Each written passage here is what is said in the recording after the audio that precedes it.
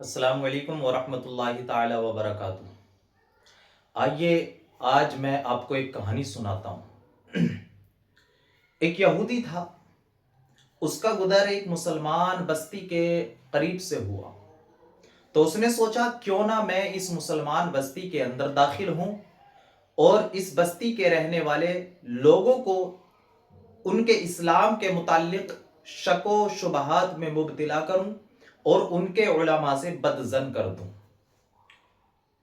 اتفاق سے وہ بستی میں داخل بھی نہیں ہو پایا تھا یہودی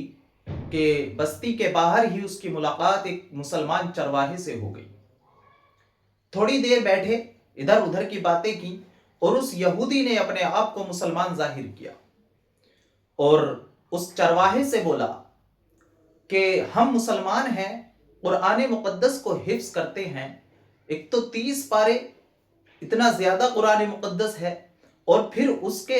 یاد کرنے میں ہمیں بہت مشقت کرنی پڑتی ہے، محنت کرنی پڑتی ہے۔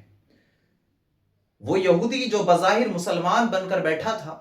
چرواہے سے بولا کیا ہی اچھا ہوگا کہ اگر اس قرآن کے اندر بہت سی آیات متشابہات ہیں، یعنی بہت سی ایک جیسی بظاہر ملتی جلتی آیات ہیں، ایک جیسی آیات ہیں، تو کیا ہی اچھا ہوتا کہ اگر ان آیات متشابہات کو کم کر دیا جاتا۔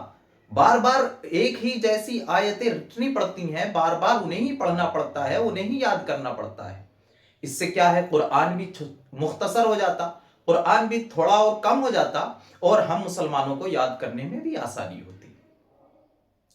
اس نے جب یہ کہا تو وہ مسلمان چرواہا جو سادہ لوح تھا، اس نے دیکھا کہ یہ تو قرآن مقدس کی شان میں ایک گستاخی ہے، اور اس نے کہا اچھا چلیے میری ایک بات سنیں آپ، اگر ایک جیسی دکھنے والی دو آیتیں آپ کو زائد لگتی ہیں اور ان کا کوئی فائدہ نظر نہیں آتا بظاہر،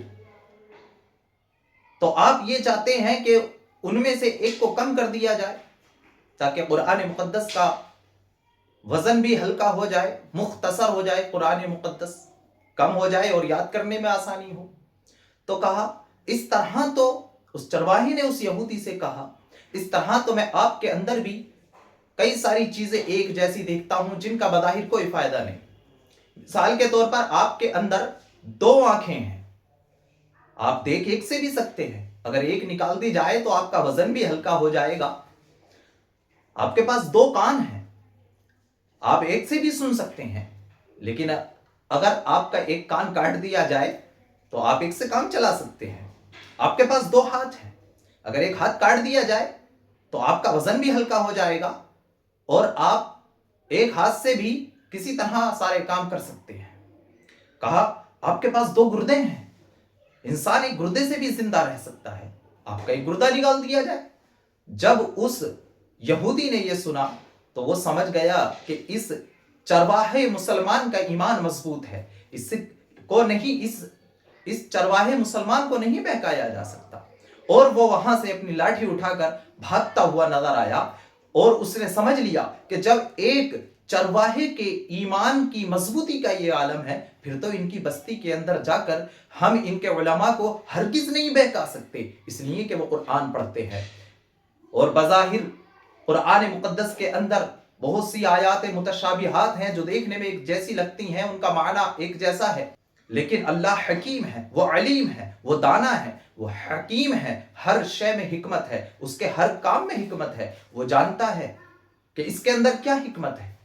اگرچہ ہماری سمجھ میں آئے یا نہیں آئے، ہمیں بظاہر ایک جیسی لگتی ہوں، لیکن اس کی کوئی نہ کوئی وجہ ہے، کوئی نہ کوئی حکمت ہے جو اللہ تبارک و تعالیٰ ہی بہتر جانتا ہے، اس لیے کہ وہ حکیم ہے۔ لہذا اسی طرح کسی انسان کے بہکاوے میں نہ آئے، کوئی تمہیں قرآن مقدس سے گمراہ کرنے کی کوشش کرے، تمہارے علماء سے بدظن کرنے کی کوشش کرے، اللہ تبارک و تعالیٰ کے بارے میں طرح طرح کی باتیں کرے، تو کسی کے بہکاوے میں آنے کی ضرورت نہیں ہے۔ اپنے ایمان کو مضبوط رکھیے، اسلام پر قائم رہیے، اللہ اور اس کے رسول کی اطاعت اور فرما برداری کرتے رہیے۔